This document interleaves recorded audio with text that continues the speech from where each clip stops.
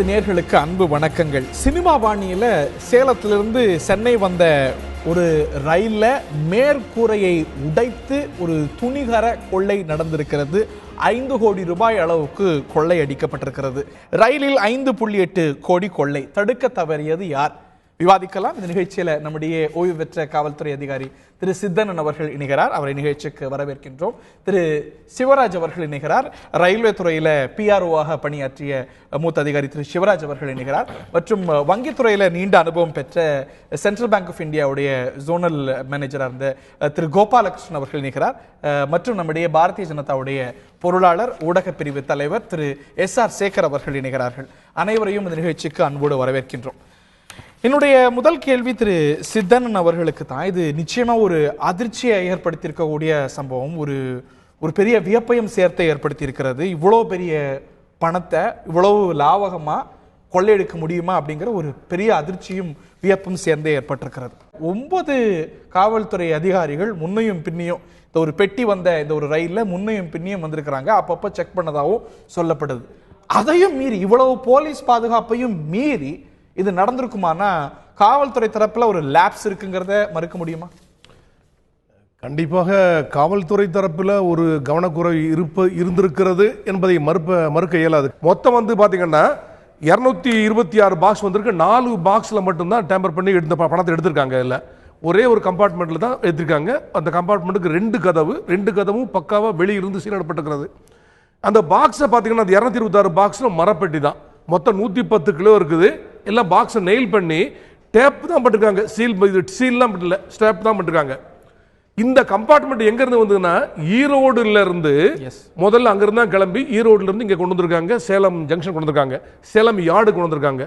அப்போ சேலம் அந்த ஜங்ஷனுக்கு கொண்டு வந்து அந்த யார்டுல இருந்து திருப்பி கொண்டு வந்து பணம் ஏற்றிட்டு திருப்பி அங்கிருந்து விருதாச்சலம் வழியா வந்து சென்னை வந்திருக்கு. சென்னை யார்ட்லயே வந்திருக்கு. விருதாச்சலத்தில் டீசல் அங்க வரைக்கும் டீசல், இந்த பக்கம் எலக்ட்ரிஃபிகேஷன் இருக்கிறனால மாத்திருக்காங்க.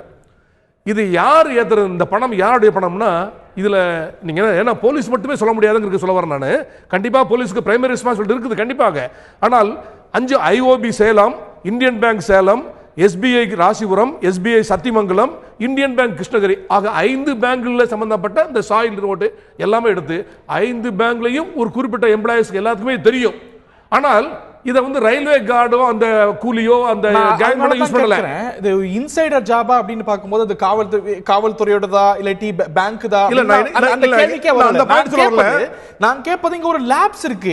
இந்த பணத்தை பாதுகாக்கிறதுக்கு தான் 9 காவல்துறையினர் ஒவ்வொரு ஸ்டேஷன்லயும் அதை பார்த்துட்டும் செக் பண்ணிட்டு வராங்க. ஒரு அதீதம் மற்றவர்களை காட்டிலும் இந்த ஒரு சம்பவத்துல களவு சம்பவத்துல அவங்களுக்கு ஒரு அக்கௌண்டபிலிட்டி இருக்கு இல்லையா? கண்டிப்பா இருக்கு. என்ன சொல்ல வரேன் நானு, ஈரோடுல இருந்து பணத்தை அந்த இது கொண்டிருக்காங்க. இந்த இதுல ரயில்வே எம்ப்ளாயிஸ் கொஞ்சம் பேருக்கு தெரியும், பிளஸ் இந்த 5 பேங்க்ல உள்ள எம்ப்ளாயிஸ்க்கு தெரியும், பிளஸ் இந்த பெட்டிகள் எல்லாம் சேலத்துல ஏத்துறாங்க பாருங்க. அது ரயில்வே கூலியோ கேங் இல்லத்துல இவங்க கான்ட்ராக்ட் எம்ப்ளாயிஸ் பேங்க் வச்சுக்காங்க. இந்த கோஆர்டினேட்டர் யாருன்னா இந்தியன் ஓவர்சீஸ் பேங்க் சேலம், அவங்க ஒரு கான்ட்ராக்ட் எம்ப்ளாயிஸ், அவங்க தான் எல்லாமே ஏத்திருக்காங்க. இவங்களுக்கு எல்லாமே அட்வான்ஸ் தெரியும். யாருக்கு தெரியும் எங்க இருந்து தகவல் போய் நடந்திருக்கலாம்? இங்க பாருங்க, அதற்கான காரணம் என்னன்னா தனி. ஆனா அந்த சம்பவத்தை நடக்க விடாமல் தடுப்பதில்ல. சேலத்துல வந்த பிறகு பணம் ஏத்தின பிறகுதான் சேலத்துல போலீஸ் சார்ஜ் தர்றாங்க. எஸ், சேலத்துல ஒரு DSP, ஒரு அசிஸ்டன்ட் கமிஷனர், ஒரு இன்ஸ்பெக்டர், ஒரு SI பிளஸ் 6 கான்ஸ்டபிள்ஸ், மொத்தம் 9 பேர் ஆர்ம்டு. ஏத்தின பணம் சேரலையே சேலத்துல இருந்து சென்னைக்கு. அதுக்கு முன்னாடி என்ன லேப்ஸ் இருந்துன்னு யாருக்கும் தெரியாது. இல்ல அந்த இன்வெஸ்டிகேஷன் இப்போ இல்ல, பல்வேறு தரப்புல இருந்து இன்சைட் இன்ஃபர்மேஷன் போயிருக்கலாம். இப்படி வருது, இங்க நிக்கிறதுக்கான வாய்ப்பு இல்ல. சொல்ல வரேன் போயிருக்கலாம். இல்ல, போலீஸ் பந்தோபஸ்துக்குறாங்க. பின்னாடி கார்டு ரூம், கம்பார்ட்மெண்ட், 2 என்ட்ரன்ஸ் பக்கா சீல்டு, அடுத்த கம்பார்ட்மெண்ட்ல போலீஸ் பக்கா வைக்கிறாங்க. ஒவ்வொரு ஜங்ஷன்லயும் இறங்கி போலீஸ் கண்டிப்பா பார்க்கணும், எல்லாம் செய்யணும். ஆனா மேல போய் ஏறி பார்க்கிறதுக்கு எந்த வசதியும் இல்லை. இது வரைக்கும் அந்த மாதிரி ஒரு சூழ்நிலை ஏற்படுறதுனால ஒரு கவனக்குறைவு. SR சேகர் அவர்கள்ட்ட கேட்க விரும்புறேன். இது புறப்பட்ட இடம் சேலம், சேர்ந்த இடம் சென்னை. நடுவுல ஒரு 1 மணி நேரம் விருத்தாச்சலத்துல இருந்தது. தூருங்கெல்லாம் கடந்து வந்திருக்கிறது. ஈரோடு தான் அதோட தொடக்க இடம் இந்த ஒரு கோச்சோடது. அப்படி பார்க்கும்பொழுது இந்த எந்த இடத்துலையுமே சிசிடிவி இல்லை. இதுல எங்கேயும் நடந்திருக்கலாம், எங்கேயும் இந்த ஒரு களவு, இந்த ஒரு பிரச்சனை நடந்திருக்கலாம், உடைக்கப்பட்டிருக்கலாம். ஆனா எங்கேயுமே சிசிடிவி இல்லை. அப்படிங்கும்பொழுது எந்த அளவுக்கு பாதுகாப்பின்மை ஒரு கேந்திரமான ஸ்தாபனமான ரயில் நிலையங்கள்ல இருக்கு அப்படிங்கிறது தானே இது படம் பிடித்து காட்டுகிறது. இதற்கு மத்திய அரசு ரயில்வே துறை பொறுப்பேற்க வேண்டிய ஒரு நிலை தானே இருக்கு. அதாவது வெறும் சிசிடிவினால இந்த பிரச்சனையை தீர்த்திட முடியாது. ஏன் சொல்ல வரேன்னு கேட்டிங்கன்னா சிசிடிவி ஒரு ஆயுதம். அதாவது இன்னைக்கு வந்து நம்ம ஆதாரை கொண்டு வரோம். ஆதார் மூலமாக கை ரேகைகள், கண் ரேகைகள் இதெல்லாம் வச்சு அவனுடைய பயோடேட்டா முழுசாக இருக்கின்ற போது, ஒரு குடிமகனுடைய முழு பயோடேட்டா அரசாங்கத்தில் இருக்கின்ற போது அவர்களை பிடிப்பதற்கு, அதை ட்ரேஸ் அவுட் பண்ணுவதற்கான ஒரு வாய்ப்பு அரசுக்கு கிடைக்கிறது. அதே மாதிரியான சிசிடிவி, அதே மாதிரியாக செல்போன்கள். ஆனால் மிக முக்கியமான விஷயம் இதில் என்னன்னு சொன்னீங்கன்னா, இப்போ போலீஸ் சம்பந்தமாக அது ரொம்ப முக்கியமானது, மிகவும் முக்கியமானது. இன்னைக்கு இது சேலத்தில் நடந்ததா, விருதாச்சலத்தில் நடந்ததா, சென்னையில் நடந்ததா அப்படின்னு ஒவ்வொருத்தரும் காவல்துறையத்துக்குள்ள விவாதம் நடத்திட்டு இருக்காங்க. இங்க நடந்திருக்கலாம், எங்களுக்கு எங்க இடத்துல நடந்ததா நாங்க நினைச்சிட்டு இது விசாரணை செய்யறோம் அப்படின்னு. அப்படி நினைக்க வேண்டிய அவசியமே வந்திருக்காரு. இங்கெல்லாம் சிசிடிவி இருந்ததுன்னா சிசிடிவி நிச்சயமாக வேணும். இன்றைக்கி கூட வந்து பேசஞ்சர் அம்யூனிட்டி கமிட்டியினுடைய சேர்மன் ராஜா அவர்கள் 120 நாளைக்குள்ளார ஒரு குறிப்பிட்ட ஏரியாவில் இருக்கக்கூடிய எல்லா ரயில்வே நிலையங்களும் வைக்கப்படும்னு சொல்லியிருக்காரு. தொடர்ந்து எல்லா சுவாதி சம்பவத்துக்கு பிறகு நுங்கம்பாக்கத்தில் வரும், இந்த சம்பவத்துக்கு பிறகு ஈரோட்லையும் சேலத்திலையும் வரும், இன்னொன்று எங்கேயாவது நடக்கும், அதுக்கு பிறகு அங்கே வருமா? இல்லை, அதாவது அந்த இடத்துல உட்கார்ந்துருக்கிற ஹரியால் என்ன வேணாலும் பேச முடியும். ஆனால் அரசாங்கத்தில் வந்து இதுக்கு நிதி ஒதுக்கீடு செய்யணும், அனுமதிகள் கொடுக்கணும். அதுல எக்கச்சக்கமான ரிப்போர்ட் அனில் காக்கோத்கர் தலைமையிலான ரயில்வே பாதுகாப்புக்கான அறிக்கை 2012 இந்திய அரசால் ஏற்றுக்கொள்ளப்பட்ட ரயில்வே பட்ஜெட்லயும் குறிப்பிடப்பட்ட அறிக்கை. எல்லா ரயில்வே நிலையங்கள்லயும் சிசிடிவி இருக்கணும் அப்படின்னு தொடர்ந்து வலியுறுத்தப்பட்டிருக்கிறது. அது போர்க்கால அளவுல செய்யணும் அப்படின்னு வலியுறுத்தப்பட்டிருக்கு. இன்னைக்கு எவ்வளவு முக்கியமான இடம், இவ்வளவு கோடி பணம் முழங்கக்கூடிய இடத்துல இன்னைக்கு சிசிடிவி வரல. இதுக்கப்புறம் நாங்க செய்வோம், ராஜா பார்த்தா பேசஞ்சர்ஸ் அம்யூனிட்டி கமிட்டி போனோம், அங்க போச்சு, பிறகு யோசிப்போம் அப்படிங்கிறது ஒரு பெரிய லாக்யூனா இல்லையா? அதாவது உங்களுடைய கவலையும் கன்சர்னும் புரியுது. அதற்காக வேலைகள் நடக்குது, அதற்காக செய்யணும். அது செய்யவில்லை என்பது தவறு. காலம் தாழ்த்தி தவறுல வந்து ரெண்டாவது பேச்சுக்கே இல்லை. அது வந்து காம்ப்ரமைஸ் பண்ண வேண்டிய அவசியம் இல்லை. ஆனால் நான் என்ன சொல்ல வரேன்னா, சித்தண்ணன் சொல்லுகின்ற மாதிரி இது வந்து 4-5 வங்கிகள் சம்பந்தப்பட்டிருக்கிறது. ஏன்னா போலீஸ்காரங்க எப்போதும், நான் தவறாக சொல்லவில்லை, இந்திய போலீஸினுடைய மனநிலைமை அதுதான். எங்க ஜூரிஸ்டிக்ஷன் இல்லை, அடுத்த ஜூரிஸ்டிக்ஷன் ஏதோ ஒரு இடத்துல தூக்கி போட்டுருணும். தவறா நினைக்காதீங்க. உங்களுக்கு முழு ஆதரவு கொடுக்கக்கூடிய நபர் தான். ஏன்னா பல்வேறு விஷயங்கள்ல ஐஎஸ்க்கு என்னென்னலாம் செய்யணும் அத மாதிரி இல்ல, அதனால அதை விட்டுறேன்.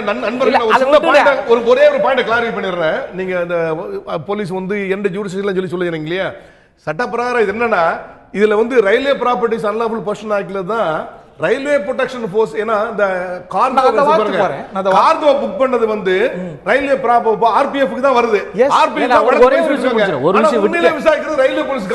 நான் ஒரு விஷயத்தை விட்டுட்டேன். அதாவது இந்த நமக்கு பல்வேறு லேக்குனாஸ் இருக்கு, வரிசையா சொல்லலாம்.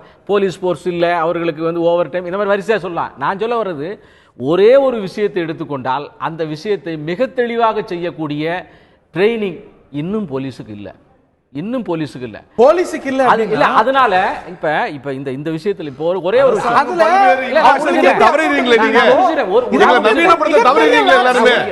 மிகப்பெரிய லேப்ஸ், இதுக்கான ஒரு புரோட்டோகால் இருந்திருக்கிறதா, அங்க வந்து குறைந்தபட்ச பாதுகாப்பு தடுப்பு நடவடிக்கை இருந்திருக்கா? இந்த விவாதத்தினுடைய அடுத்த போர்ஷனை பார்த்துட்டீங்கன்னா நீங்க கேள்வி கேட்க மாட்டீங்க. அதாவது இந்த மேல வந்து பார்க்கணும்ல, எப்போதுமே சைக்காலஜி என்னன்னு கேட்டிங்கன்னா, அந்த டேக் கரெக்டாக போட்டு சீல் இருக்கான்னு மட்டும் பார்ப்பாங்க. அந்த பக்கம் பார்ப்பாங்க, இந்த பக்கம் பார்ப்பாங்க, மேலே வரமாட்டார்கள். ஏன்னா அது மாதிரி ஒரு சரித்திரம் இல்லை.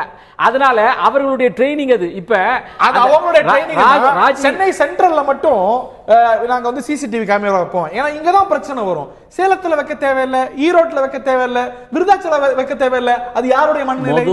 முதல் பதிலே நான் சிசிடிவி வைக்காதது தவறு என்பது மட்டும் இல்லாமல், சிசிடிவி ஒரே நிமிஷத்துல வச்சிட முடியாதுங்கிற அரசாங்கத்தில் அதே போல பல தரப்புல விளக்கம் கொடுக்கலாம். இந்த பிரச்சனையெல்லாம் இருக்கு, ஒரே நாள்ல தீர்த்த முடியாது அப்படின்னு. இல்ல, நான் இந்த விளக்கம் எல்லாரும் சொல்ல இல்ல, நான் விளக்கத்துக்காக சொல்லல, யதார்த்தத்தை சொல்றேன். நான் அரசியல்வாதியாக பேசல, ஒரு சமூக கண்ணோட்டத்தோட பேசிட்டு இருக்கேன்.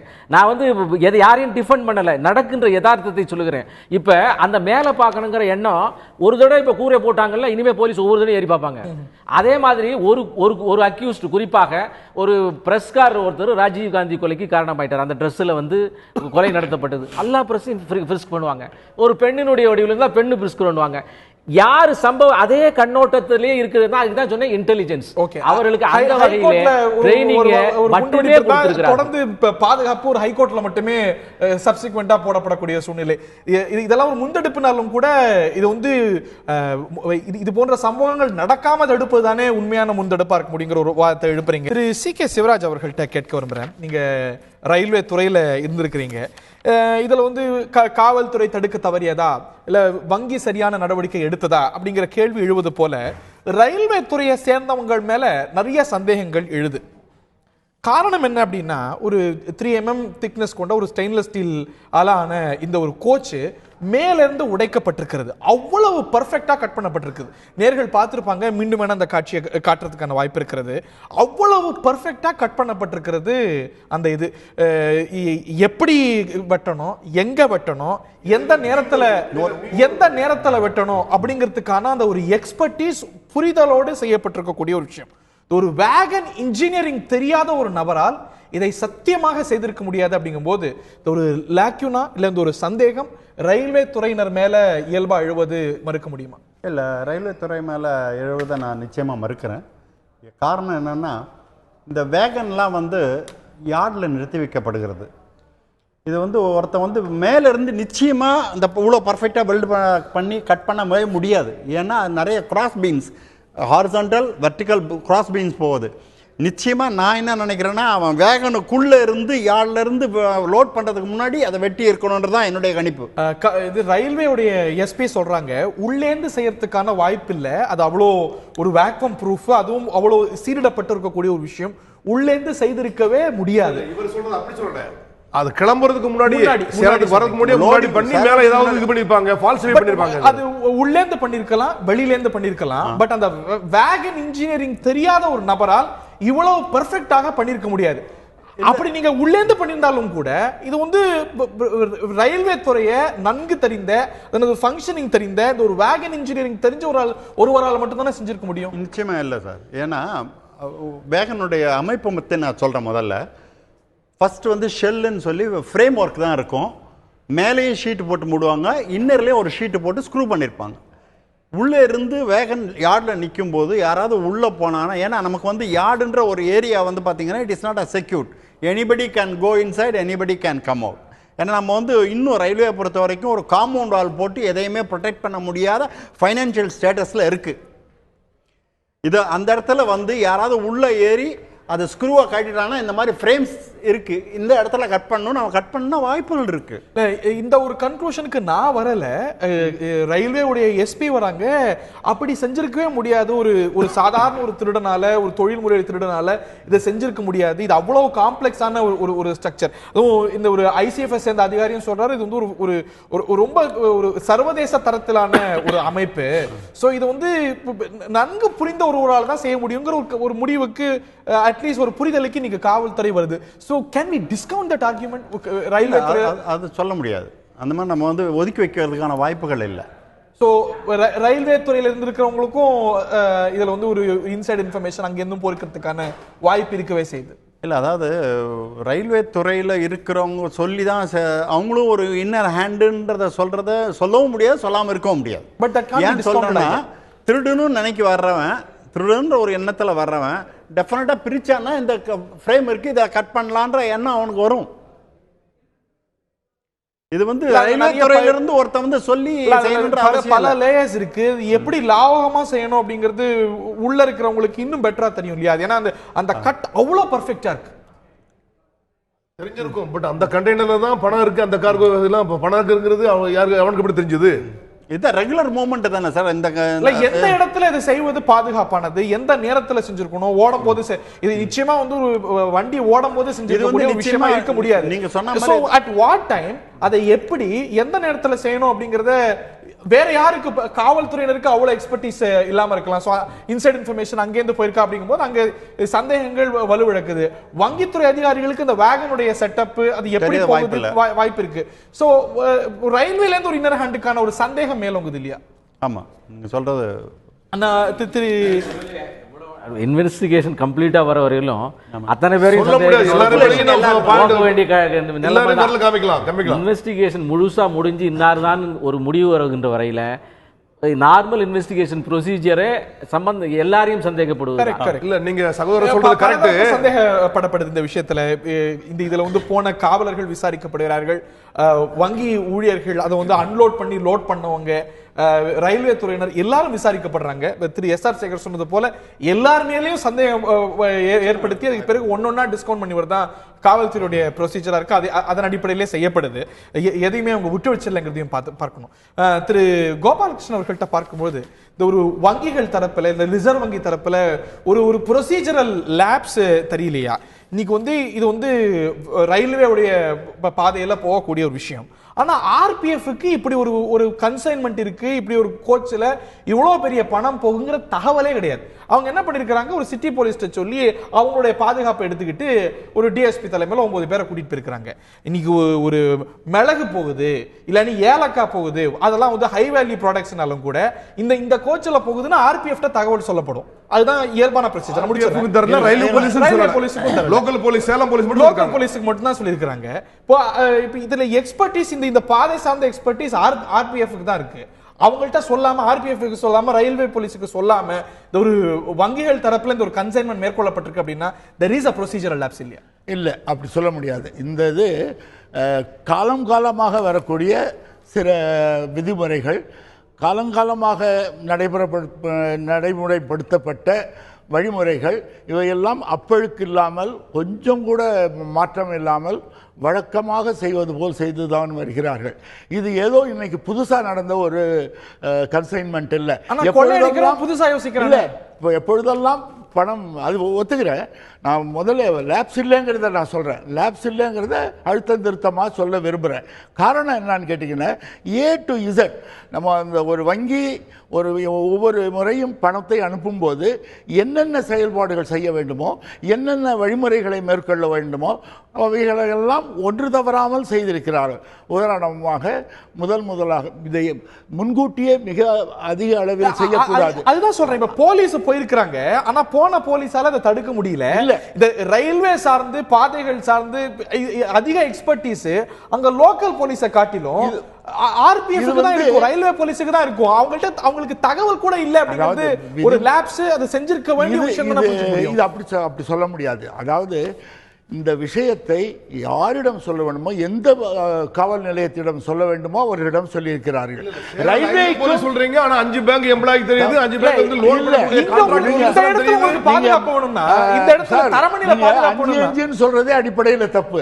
3 வங்கிகள் தான் சம்பந்தப்பட்டவர்கள். இல்ல கரெக்ட்டா நான் ஃபிகர் சொல்லி நான் பேசுறேன். 5 வங்கிகள் கரெக்ட்டா இருக்கு. அவங்களுடைய பாக்ஸ் ஒவ்வொன்றுக்கு யாராக இருக்கு, அவங்க 5 வங்கில இருந்து கொண்டு வரதுக்கு கான்ட்ராக்ட் லேபர் வச்சிருக்காங்க. பிரான்ச் எல்லாம் வங்கின்றீங்க, அப்படி இல்லை. அது ஒரு சாதாரண விஷயம். நீங்க ஒரு பிரான்ச்சை கூட வங்கிங்கிறீங்க. என்ன விஷயம் என்றால், வங்கியிடம் என்று எதிர்பார்க்கக்கூடியது என்னவென்றால், பணம் அனுப்பும் போது காவல்துறைக்கு தெரிவிக்க வேண்டும், தெரிவித்திருக்கிறார்கள். ரயில்வேக்கு தெரிவிக்கணும் இருக்குல்ல, அதுக்கு சம்பந்தப்பட்ட எக்ஸ்பர்ட் ஸ்டேட் போலீஸ்க்கு தான் சொல்லணும்னு இருக்கு. ஸ்டேட் போலீஸ், இது யாருடைய ஜூரிஸ்டிக்ஷன் வருது? யாருக்கு அது இன்னும் நல்லா தெளிவு? ஜூரிஸ்டிக்ஷன் வந்து தமிழ்நாட்டுல ஒரு பாதுகாப்பு சார்ந்த பிரச்சனை அப்படி நம்ம புதுச்சேரி போலீஸ் சொல்ல மாட்டோமே. ஒரே ஒரு பாயிண்ட் நான் கிளாரிஃபை பண்ண ஒரே ஒரு பாயிண்ட் சார், ப்ளீஸ் ஓகே முடிங்க. போலீஸ் தான், போலீஸ் கிட்ட சொல்லணும்ங்கிறது தான் விதிமுறை. போலீஸ் கிட்ட சொல்றோம்.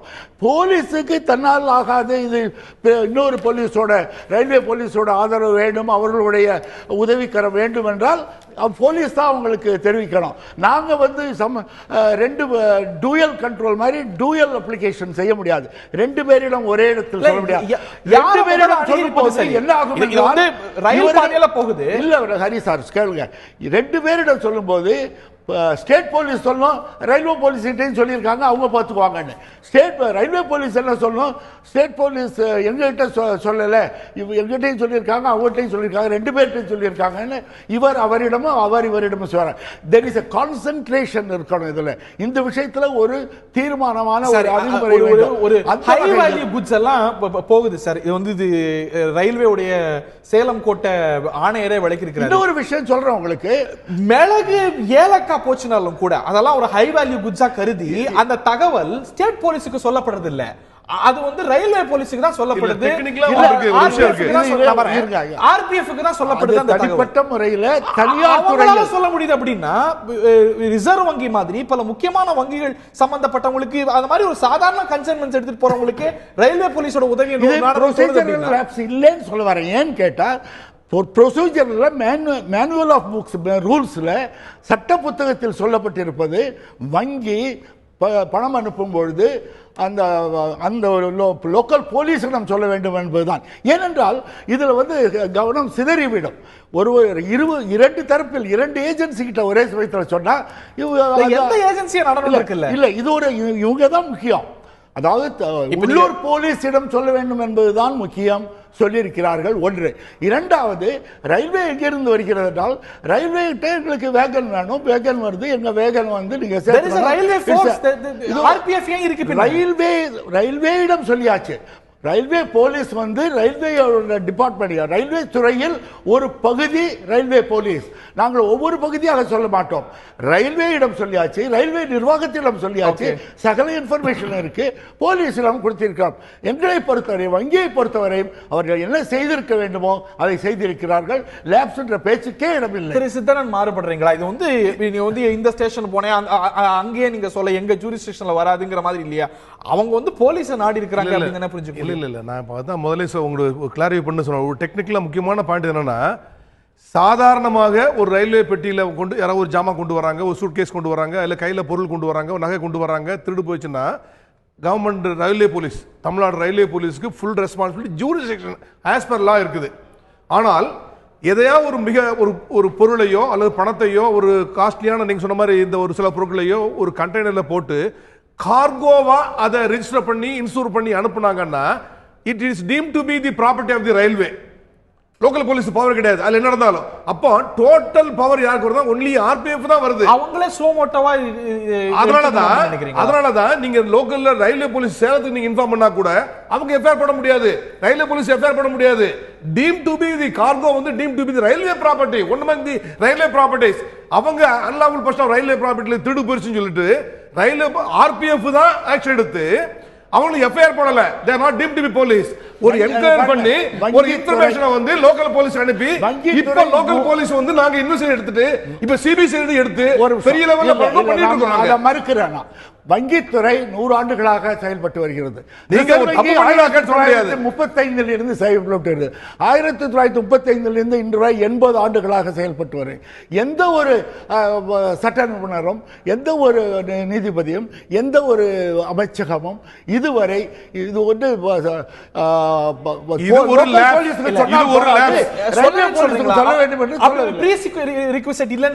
இன்று சொல்லியிருக்கிறார் திரு ராஜ்மோகன், ரயில்வே உடைய சேலம் கோட்ட ஆணையர். அவர் பத்திரிகையாளர்களுக்கு அளித்த தகவல், எங்களுக்கு எந்த தகவலும் இல்ல, இந்த மாதிரி ஒரு ஹை வேல்யூ ப்ராடக்ட்ஸ் எல்லாம் வருது அப்படின்னா எங்களுக்கு தகவல் வரும், ஆனால் இம்முறை இல்ல, ஏன்னு தெரியலன்னு அவரே வியப்பு வெளிப்படுத்துறார். அவரும் ஒரு கவர்மெண்ட் இன்ஸ்டிடியூஷனுடைய முக்கியமான பிரதிநிதி. திரு ராஜ்மோகனுடைய கருத்து நம்மள்ட்ட இருக்கு நினைக்கிறேன். திரு ராஜ்மோகன் என்ன சொன்னார் கேட்கலாம். எங்களுக்கு நார்மலாக இன்ஃபர்மேஷன் வரும், ஹை வேல்யூ குட்ஸ் நான் சொல்லுங்கள் எல்ஐசி கேஷ், சில டைம் கேஷ் போகிறப்பே எங்களுக்கு இன்ஃபர்மேஷன் வரும். அப்போ நாங்கள் ஸ்பெஷலாக அரேஞ்ச் பண்ணுவோம் அதுக்காண்டி எஸ்கார்ட். பட் இந்த இதில் வந்து டோட்டலி வேர் பிளாங்க், அதாவது இன்ஃபர்மேஷன் டோட்டலாக இல்லை. எப்பொழுதும் வருவது அப்படிங்கிறது நடைமுறை. பிறகு இந்த பேட்டியுடைய அடுத்த பகுதியெல்லாம் கேட்டும்பொழுது இந்த மாதிரி பணம் போகும்போதும் கூட எங்களுக்கு வந்திருக்கு, எங்களுக்கு அந்த இந்த ரயில்வேடைய பாதையெல்லாம் நன்கு தெரியும், நாங்கள் முன்பு ப்ரொடெக்ஷன் கொடுத்துருக்கிறோம் அப்படிங்கிறார். இம்முறை அது வந்து கொடுக்கப்படலைங்கிறத நம்ம சேர்த்து பார்க்கணும். They are the most competent. ஒரு லோக்கல் போலீஸோட ரயில்வேல எந்த இடத்துல கொள்ளையடிக்க வாய்ப்பு இருக்கிறது, எங்க ஜாகிரதையா இருக்கணும், எங்க நம்ம வந்து கவனமா இருக்கணும்னு அவங்களுக்கு தான் இன்னும் பெட்டரா தெரியும். shouldn't they be approached first? It is customary to tell. அதாவது இதுவரை என்ன நடைமுறையில் இருக்கும் நடைமுறை வந்து லோக்கல் போலீஸுக்கு தெரிவிப்பது. ரயில்வே அதிகாரிகளிடம் தெரிவிக்கும் போது இது அவர்களின் ஒரு அங்கமாக திகழக்கூடிய ரயில்வே போலீஸும் ரயில்வே கிட்ட போகும்போது அவங்க மூலமா அந்த தகவல் போயிருக்கலாம், ஒவ்வொருத்தட்டையும் நாங்க போயிட்டு இருக்க முடியாது. இதுல இன்னொரு சித்தன் ஒரு முக்கியமான விஷயத்தை எழுப்பினார் திரு சிவராஜ். இது வந்து ரயில்வேயோட கார்கோவா வந்துருது. சோ நிச்சயமா ரயில்வேக்கு இதுல வந்து ஒரு சென்சிட்டிவ் கன்சைன்மெண்ட் தெரிஞ்சிருக்கும். நீங்க வந்து ஏன் ரயில்வே போலீஸ் தரப்புலையும் கேட்கப்படுது ஏன் எங்களுக்கு சொல்லலை, இது மாதிரி ஒரு ஹை வேல்யூ ப்ராடக்ட்ஸ் தான் எங்களுக்கு தகவல் வரும் அப்படின்னு. ரயில்வேக்கும் தெரியும் இது ரொம்ப ஒரு ஹை வேல்யூ கன்சைன்மெண்ட். இது வந்து ஒரு ரயில்வே போலீஸுக்கு தான் இதோடைய சென்சிட்டிவிட்டியோ இல்லாட்டி எங்கெங்க பிரச்சனை ஏற்படுறதுக்கான வாய்ப்பு இருக்குன்னு தெரியும் அப்படின்னு. ஸோ இயல்பா இந்த ரயில்வே நிர்வாகம் ஒரு ரயில்வே போலீஸோடைய பாதுகாப்புக்கு ஒரு முக்கியமான பாதுகாப்புக்கான ஏற்பாடுகளை செஞ்சிருக்கணும் இல்லையா? அங்க ஒரு லேப்ஸ் இருக்க தானே செஞ்சிருக்கு.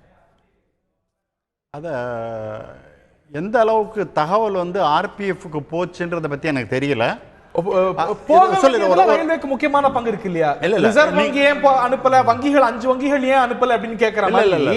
இத தெரிஞ்சிருக்கக்கூடிய ரயில்வே இயல்பாக ஒரு ஸ்லோமோட்டோவா நோட்டீஸ் எடுத்துக்கிட்டு இது ரொம்ப இம்பார்ட்டன்ட் கன்சைன்மெண்ட், அதுவும் இவ்வளவு பெரிய பணம் போகக்கூடியது அப்படின்னு இயல்பா ரயில்வே போலீஸையும் இப்ப இன்ஸ்டால் பண்ணிருக்கணும்ல அங்க. இல்ல அதான் நான் சொல்ல வரேன். அதாவது எந்த ஒரு பொருளையும் ரயில்வேல பார்சலாவோ ஏதாவது புக் பண்ணியாச்சுன்னா சார் சொன்ன மாதிரி it is a railway property till it is been hand over. அதாவது அது யாருக்கு போய் சேரணுமோ அவங்கள்ட்ட போய் சேர்ற வரைக்கும் அது ரயில்வே ப்ராப்பர்ட்டி. அது பாதுகாக்க வேண்டிய பொறுப்பு ரயில்வேக்கு இருக்குது, அதில் மாற்று கருத்தே கிடையாது. ஆனால் இந்த பர்டிகுலர் கேஸில் banks have deployed the police for giving a security for that product particular consignment. அப்படி இருக்கும்போது எப்பவுமே ரெகுலரா போறதானேன்னு சொல்லி ரயில்வே பாதுகாப்பு படை best suited to give security in this case. It's a very very sensitive consignment. அது மாற்றே இல்ல.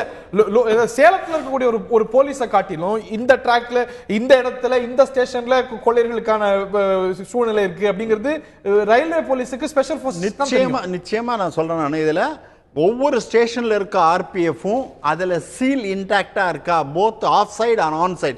ஆஃப் சைடு சொல்றது வந்து பிளாட்ஃபார்முக்கு வெளியே இருக்கக்கூடிய கதவு பார்க்க மறந்துட்டாங்க, மேல சீல் இன்டாக்டா இருக்காங்கிறது மட்டும். அது இதுவரைக்கும் அந்த மாதிரி ஒரு சிச்சுவேஷன் வரல, ஆனால் மேலே ஏறி பார்க்கல. இது வரைக்கும் இங்க குண்டுவெடிப்பு நடக்கல, அதனால நாங்க விட்டுட்டோம்னு சொல்ற மாதிரி இருக்குல்ல. இல்லையே சார், நம்ம கலாச்சாரமா எப்படின்னா ஒரு சம்பவம் நடந்ததுக்கு அப்புறம் தானே அதை பத்தி பாதுகாப்புக்கு போறோம். அங்க ஒரு முக்கியமான அக்கௌண்டபிலிட்டி வருது இல்ல. ஏன் இது வந்து ஒரு முந்தெடுப்பு இதெல்லாம் நடக்காம பாத்துக்கிறது இல்ல ரயில்வேக்கு ஒரு அட்லீஸ்ட் ஒரு மாரல் அத்தாரிட்டி, நிச்சயமா ஒரு லீகல் அக்கௌண்டபிலிட்டி. சார் சொன்ன மாதிரி 80 வருஷமா இந்த போக்குவரத்து இருக்கு, இது வரைக்கும் இல்லாத ஒரு புது சம்பவம் தானே இது. ஓகே, நான் திரு எஸ்.ஆர். சேகர் அவர்கள்ட்ட கேட்க வரும்போது ஒரு புள்ளி விவரம் சொல்லுது, ஒரு 15,000 கோடி அளவுக்கு தினந்தோறும் டிரான்ஸ்போர்ட் ஆகுது, ஆனா 50 கோடி அளவுக்கு திருட்டு போகுது இல்லாட்டி மிஸ் ஆகுது அப்படின்னு இந்திய வங்கிகளுடைய பணம் 50 கோடி அளவுக்கு மிஸ் ஆயிட்டு இருக்கு. இது வந்து இவ்வளவு குறைபாடு இருக்கு அப்படின்னா இதை அடைக்க வேண்டிய ஒரு ஃபுல் ப்ரூஃப் மெக்கானிசம் ஏற்படுத்த வேண்டிய பொறுப்பு யாருக்கு இருக்கு?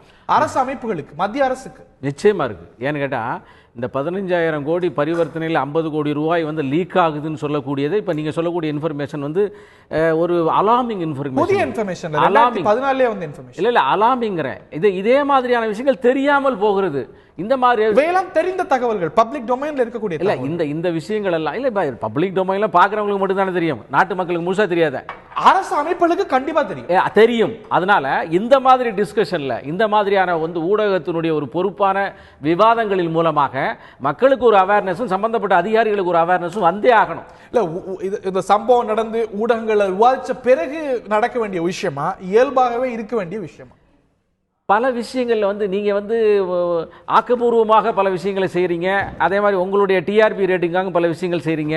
இப்போ இது நல்ல விஷயம் செஞ்சிருக்கீங்க, இந்த விஷயம் மூலமாக அவர்கள் தெரிந்து கொள்ளட்டுமே. அதனால தெரியவில்லை என்பது தவறு இல்லை, தெரிந்து கொள்ளாமல் இருப்பது தவறு. இதே மாதிரி ஒரு விஷயங்களில் அவர்களுக்கு தெரிய வேண்டும். ஆனால் ஒரு விஷயம் என்னன்னு கேட்டீங்கன்னா, இப்போ மேலே ஏறி இது சிவராஜ் சார் சொன்னார், மற்றவங்களாம் சொல்லுகின்ற போது கரெக்டாக அளவு பார்த்து ஒரு வேகன் இன்ஜினியரிங் இருந்ததாக ஹரி சொன்னதையும் பார்க்கின்ற போது டெக்னாலஜியில் ஃபேஸ்புக் டெக்னாலஜியில் வந்து ஹேக்கிங் பெரிய பெரிய அளவில் அடுத்தவனை ஊடு பார்க்கிற விக்கிலீக்ஸ் நடக்குது, அவனையே பார்க்கின்ற மற்றொரு விஷயம் நடக்குது. அமெரிக்கன் பிரசிடென்ட் இது ஹேக்கிங் ஆகுது. புதுதாக டெக்னாலஜியில் நம்ம ப்ரொடெக்ஷன் வைக்க திருடன் அதுக்கு மேலே பண்ணுறான். அநேகமாக அந்த டெக்னாலஜியில் திருடனை கொண்டு தான் உட்காந்து வச்சுட்டு மறுபடியும் நம்ம கண்டுபிடிக்கணுமோ அப்படிங்கிற அளவுக்கு ஒரு எக்ஸ்பர்டைஸ் அவன்கிட்ட வர ஆரம்பிக்கிறது.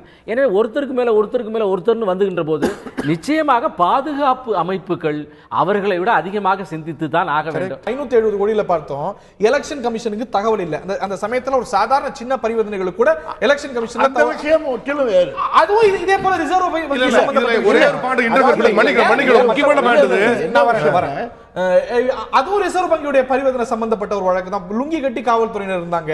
இந்த சம்பவத்திலையும் பார்க்கிறோம், மேல நாங்க விட்டுட்டோம். சாலை போக்குவரத்தை விட பாதுகாப்புக்கு ரயில் போக்குவரத்து சிறந்தது என்பது இருந்தது. அந்த ஏற்பாட்டின்படி சாலை இப்போ வருது. இன்னொன்று என்ன, எக்ஸ்பிரஸ் ட்ரெயினில் தான் நான் போகணும்னு சொல்லுவாங்க, எக்ஸ்பிரஸ் ட்ரெயினில் பண்ணியிருக்காங்க.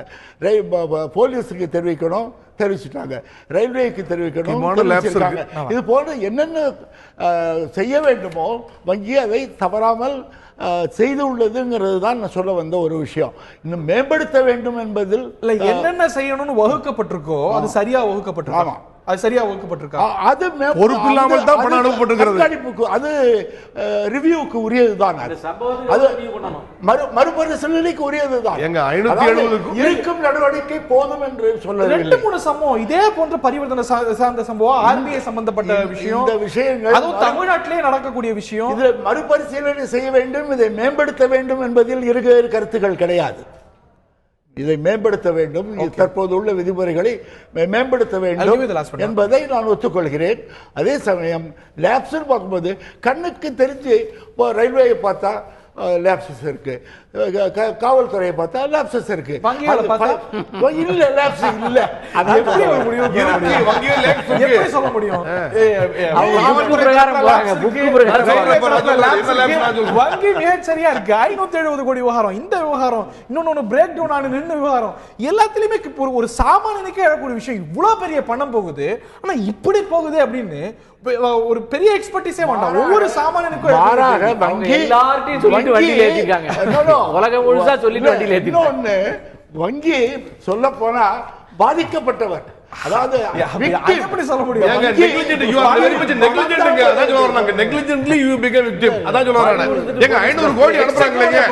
அனுப்புறாங்க இல்லையா? இல்ல நீங்க ஒரு ரயில்வே கண்டெய்னர் அனுப்புறீங்க, ரைட், கார்கோ புக் பண்ண அனுப்புறீங்க, ஒத்துக்குறோம், ரைட்டுங்க. இல்ல சீல் பண்றீங்க. நான் ஒரு சின்ன விஷயம் சொல்றேன். ஆண்டாண்டு காலமா நமக்கு ஒரு விஷயம் தெரியும், ஒரு லாடம் இல்லாமல் ஒரு மன்னன் போரை இழந்தான் அப்படின்னு. ஒரு லாடம் தானே அப்படின்னு சொல்ல முடியாது. அந்த லாடம் இல்லாமல் தான் அந்த மன்னன் போரை இழந்தான். ஒரே பாயிண்ட். இப்ப இவ்வளவு பெரிய கோடிக்கணக்கான பணம் அனுப்பும் போது நீங்க ரயில்வே கம்பார்ட்மெண்ட் அனுப்புறீங்க, ரைட்டு, வெளியே 2 சீல் பண்ணிக்கிறீங்க. அந்த பணத்தை ஒரு ஃபுல் ப்ரூஃபா ஒரு மரப்பெட்டியில் வச்சு அனுப்புவீங்க. அது ஒரு நல்ல ஒரு சீல் பண்ணி, அதுக்கு ஒரு செக் பண்ணி, ஒரு அலார்ம் வச்சு, ஒரு மாடர்ன் செக்யூரிட்டி எக்யூப்மென்ட்லாம் ஃபிக்ஸ் பண்ணி அனுப்பலாம். பெட்டி ஒரு விஷயமே இல்ல, பெட்டி மேல தூக்க முடியாது. இல்ல பெட்டி ஒரு விஷயமே இல்ல, அப்படியே கிடையாது. மரப்பெட்டி அனுப்புறது பொறுப்பில்லாத நன்மை அது. இல்ல இல்ல இருப்பு பெட்டி செக்யூரிட்டி பார்க்கணும். ஒரு சர்வதேச தரத்திலான ஒரு ரயில்வே பெட்டியை உடைக்கிறவங்க மரப்பெட்டி இல்லங்க. இல்ல இந்த ஹோல்ல மேல கொண்டு போக முடியாது, கண்டிப்பா பண்ண முடியாது, செய்ய முடியாது. ஒரு அலார்ம் வச்சிருக்கலாம், ஒரு கேமரா வச்சிருக்கலாம், உள்ளே ஏன் வைக்க கூடாது? போலீஸ் சார் கேளுங்க, எறும்பு பெட்டியிலிருந்து மரப்பெட்டிக்கு மாறி பல்லாண்டு காலம் ஆகிவிட்டது. இது it was taken a conscious decision. இப்பமாவது பாத்துக்கோங்க, இவ்வளவு ஈஸியா உடைச்சு எடுத்து வரலாம், நம்ம நல்லா பண்ணுவோம் மாத்தங்க. நீங்க சார் எங்களுக்கு பொறுப்பு இல்ல, எங்களுக்கு பொறுப்பு இல்ல, போலீஸ் எல்லா பொறுப்பு சொல்லாதீங்க சார். இத உடைச்சு போலீஸ் தப்புனா போலீஸ் ஆக்ஷன் போடுங்க. இரும்பு பெட்டியிலிருந்து மரப்பெட்டியா மாறினது கான்ஷியஸ் டிசிஷன் அப்படினீங்க. அது ஒரு ஃப்ரூட்ஃபுல் டிசிஷனா இன்னைக்கு இருக்கா? இல்ல. திரு சிவராஜ் அவர்கள்ட்ட கேட்க வரும்போது, இது நகரம் போது செஞ்சிருக்கிறதுக்கான வாய்ப்பு இருக்கா? இது தொடக்கத்துல ஈரோட்ல இருந்து வருது, அங்க செஞ்சிருக்கிறதுக்கான அங்க அந்த கோச்ல முதல்லயே தொழிலாப்பட்டிருக்கிறதுக்கான வாய்ப்பு இருக்குன்னு நினைக்கிறீங்களா? இல்ல இது 1 மணி நேரம் விருத்தாச்சலத்துல நிக்குது. போலீஸ் தரப்புல என்ன சொல்லுது அப்படின்னா, சேலத்துல இருந்து விருத்தாச்சலம் வரைக்கும் இந்த டீசல் இது, அதுக்கப்புறம் எலக்ட்ரிஃபைட் லைன், ஸோ அதுக்கப்புறம் ஒரு மேலேருந்து நின்று செஞ்சிருக்க முடியாது. ஒருவேளை மேலேருந்து செஞ்சிருக்கணும் அப்படின்னா அந்த ஒரு மேல ஓவர் ஹெட் கேபிள்ஸ் இல்லாத, ஒரு ஹை டென்ஷன் வயர் இல்லாத ஒரு சேலத்திலேருந்து விருத்தாச்சலத்துக்கு உட்பட்டோ இல்ல விருத்தாச்சலத்துல தான் செஞ்சிருக்க முடியும் அப்படின்னு. ஸோ எதுல வாய்ப்பு இருக்குன்னு நினைக்கிறீங்க? நீங்க சொன்ன மாதிரி சேலம் விருத்தாச்சலம் நான் எலக்ட்ரிஃபைடு செக்டார், அங்க டீசல் இன்ஜினால் தான் இயக்க முடியும். இது முன்கூட்டியே இது தொலையிடப்பட்டு அதுக்கப்புறம் அதை மறைச்சி அந்த பிளைவுட் மாதிரி இருக்கும், அதை போட்டு ஸ்க்ரூ பண்ணிட்டு ஆச்சுன்னு தெரியாது, ஓட்ட போட்டது உள்ள லோட் பண்ணதுக்கப்புறம் மேலிருந்து அந்த செக்டாருக்குள்ள இருந்து அவன் வெளியே எடுத்துட்டு போறதுக்கான வாய்ப்புகள் ஜாஸ்தி. ஏன்னா இந்த விருத்தாச்சலம் டு சேலம் பண்ண முடியாது, ஏன்னா எலக்ட்ரிஃபைடு ஒயர் போகுது, 24 kilowatt power supply. Virudhachalam Chennai, sorry, பண்ணியிருந்தா சேலத்திலயோ இல்ல சேலத்துல இருந்து விருத்தாச்சலத்துக்குள்ளயோ இல்ல அதற்கு முன்போ ஈரோடுலயே பண்ணிருக்கலாம். ஈரோட்ல தான் அந்த கோச் வருது இல்லையா? அங்க கோச் முன்னாடியே கூட பண்ணிருக்கலாம். ஈரோட்லயே அதை பண்ணி அதுக்கப்புறம் கோச் பிளேஸ்மெண்ட் ஆயிருக்கலாம். ஆனா இதுல கவனிக்க வேண்டிய விஷயம், இந்த சம்பவம் நடந்திருக்கிறதுக்கு அதிகம் வாய்ப்பு இருக்குன்னு கருதக்கூடிய எங்கேயுமே சிசிடிவி இல்ல வைக்க முடியாது. அது காரணம் சொல்லிடுறேன். இப்ப நமக்கு யார்டு, நீங்க எந்த யார்டு எடுத்தாலும் சரி, அது வந்து திறந்த வழியா தான் இருக்கு. இன்னும் சொல்ல போனா நம்ம தண்டவாளத்திலே நிறைய பேர் மாடு கட்டி வச்சிருக்காங்க சார். தண்டவாளத்துல நமக்கு காம்பவுண்டால் கிடையாது, காம்பவுண்டால் போட முடியாது, நமக்கு ஃபைனான்சியல் ஸ்டேட்டஸ் கிடையாது. அது ஒரு காரணமா இருக்க முடியும். இல்ல காரணமா இருக்க முடியும் இல்ல. சிசிடிவி நம்ம யார்ட்ல வைக்க இது வரைக்கும் வைக்கல. செக்யூரிட்டி பத்தி சொல்லும்போது 9 காவல்துறையினர் இருந்திருக்காங்க. அவங்க வந்து ஒரு குறைந்தபட்ச அக்கௌண்டபிலிட்டி, அவங்க மேல நடவடிக்கை வேணும்னு நீங்க கருதலையா? கண்டிப்பா நான் தான் சொன்னேன். எல்லாருமே அந்த அவங்க மேல இருக்கு, இவங்க சொல்ல பல்வேறு ஆட்கள் லேப்ஸ் இருந்தா கூட நீங்க சேலத்துல வண்டியில் ஏறும்போது ப்ராப்பரா செக் பண்ணி கரெக்டா அங்கேயே கண்டுபிடிக்காம நீங்க வந்தீங்கன்னா you are deemed to be the custodian of that property. இதுல காவல்துறையில பாதுகாப்புல கண்டிப்பாக கவனக்குறை இருக்கிறது. கண்டிப்பாக மிக கடுமையான நடவடிக்கை எடுக்கப்பட வேண்டும். இன்சைட் இன்ஃபர்மேஷன் அப்படின்னு பார்க்கும்போது ரயில்வேல இருந்து போயிருக்கலாம், ரயில்வே சம்பந்தப்பட்ட பல்வேறு தரப்புகளில் வங்கியில சம்பந்தப்பட்டவங்க கொடுத்திருக்கலாம். அது போல காவல்துறையினருக்கும் நம்ம அதையும் டிஸ்கவுண்ட் பண்ண முடியாது, மறுக்க முடியாது. எந்த தரப்புல இருந்து போயிருக்கான் காவல் புலன் விசாரணை சரியான கோணத்தில் போய் இருக்கிறது. இப்ப ஆர்பிஐ இருந்து local police, railway police information இது ட்ரான்ஸ்ஃபர் ஆயிருக்காங்க. ரயில்வே போலீஸ் கூட ப்ராப்பரா பண்ண முடியாது சொல்லி ஸ்டேட் சிபிசிடியோ அல்லது ஸ்டேட் போலீஸா பண்ண போறாங்க. கண்டிப்பா கண்டுபிடிக்கப்படும் விரைவில். இறுதியான கருத்து, நம்ம ஒவ்வொரு பிரச்சனையும் நடந்த பிறகு நிறைய பாடம் கற்கிறோம். இதுல நம்ம கற்கக்கூடிய அரசு, மத்திய அரசு, மாநில அரசு கற்க வேண்டிய முக்கியமான பாடம் என்ன கருதுறீங்க? இறுதியான கருத்து சேகர். இல்லை, அதாவது நாம வந்து இப்போ சம்பவங்களுக்கு தகுந்த மாதிரி உடனே ஒரு சொல்யூஷன் எல்லாமே அடாக். அதுதான் இத்தனை ஆண்டு காலமாக நடந்து கொண்டு வருகிறது. இப்போது இருக்கக்கூடிய அரசு எல்லாத்தையுமே நிரந்தரமாக ஒரு தொலைநோக்கு திட்டத்தோடு பார்த்து வருகிறது. அதனுடைய நிறைய ரிஃபார்ம்ஸ் நடந்துகிறது. ரயில்வேக்கு வந்து மிகப்பெரிய ரிஃபார்ம் தான் அனில் அவர் சொல்லியிருக்கக்கூடிய பரிந்துரைகள்ல ஒரு சிறிய பகுதி கூட செயல்பாடு இல்லை. அது வந்து செயல்படலை என்பது இன்னைய ஸ்டேட்டஸ். ஆனால் செயல்படுவதற்காக என்ன நடவடிக்கை எடுத்துக் கொண்டிருக்கிறார்கள், அதை எப்படி ஏற்றுக்கொண்டிருக்கிறார்கள், அதை பற்றி என்ன திட்டம் போட்டிருக்கிறார் என்பதை அதையும் பார்க்கணும். இந்த அரசுக்கு எப்படிப்பட்ட ஒரு ஆக்கப்பூர்வமான எண்ணம் இருக்கிறது. ஆகவே மிகப்பெரிய ஃபைனான்சியல் கிரைசிஸில் இருக்கக்கூடிய ரயில்வேவை தூக்கி நிறுத்துவதற்கான பல்வேறு முயற்சிகள் நடக்கிறது. அதில் மிக முக்கியமாக இருக்கக்கூடியது தண்டவாளங்கள் இருக்கிற சிக்னல் இருந்தால் தான் வண்டி வேகமாக ஓடுங்கிறது. அதற்காக பல கோடி ரூபாய், பல ஆயிரம் கோடி ரூபாய் தேவை என்பதாக நான் வந்து சுரேஷ் பிரபு அவர்களிடமிருந்து அறிந்தேன். எனவே இந்த மாதிரி பிரச்சனைகளை தீர்க்கும். ஆனால் இப்போ நடந்த சம்பவத்துக்கு நாங்கள் சாக்கு போக்கலாம் சொல்லலை. அது வந்து தவறு தான். ஆனால் அதை சீர்திருத்துகின்ற பணியை இந்த அரசு செய்து கொண்டிருக்கிறது. இது நிச்சயமா குறைபாடுகள் பல மட்டங்கள்ல இருந்திருக்கின்றன. ஒரு மட்டத்துல இல்ல, பல மட்டங்கள்ல இருந்திருக்கின்றன. ஒரு கசப்பான பாடத்தை நாம் எல்லோரும் கற்க வேண்டிய ஒரு சூழ்நிலை ஏற்படுத்தியிருக்கிறது. இது ஒரு சாதாரணமா ஏதோ திரைப்பட மாநில நடந்தது அப்படின்னு ஒரு சாதாரணமா சொல்லக்கூடிய ஒரு விஷயம் இல்லை. ஒரு தேச பாதுகாப்பு சம்பந்தப்பட்ட விஷயம். பல லட்சம் மக்கள் போய் வரக்கூடிய இடங்கள், ரயில் நிலையங்கள், பல லட்சம் மக்கள் பயன்படுத்தக்கூடிய ஒரு ரயில்களில் இவ்வளவு பாதுகாப்பு குறைபாடு இருக்குமானால் நிச்சயம் என்ன காரணங்கள் சொன்னாலும், என்ன விளக்கங்கள் சொன்னாலும் ஏற்புடையதல்ல. இது போன்ற சம்பவங்கள் நடக்காதவாறு ஒரு உறுதியான ஒரு ஃபுல் ப்ரூஃப் மெக்கானிசம் உருவாக்குறதுல பல அமைப்புகளுக்கு பொறுப்பு இருக்கிறது. எல்லோரும் பாடம் கற்க ஒரு வாய்ப்பை ஏற்படுத்தி கொடுத்திருக்கிறது. இது போன்ற சம்பவம் நடக்கக்கூடாது. இந்த நிகழ்ச்சியில் பங்குகொண்ட விருந்தினர்கள் அனைவருக்கும், பார்த்த நேயர்களுக்கும் நன்றி.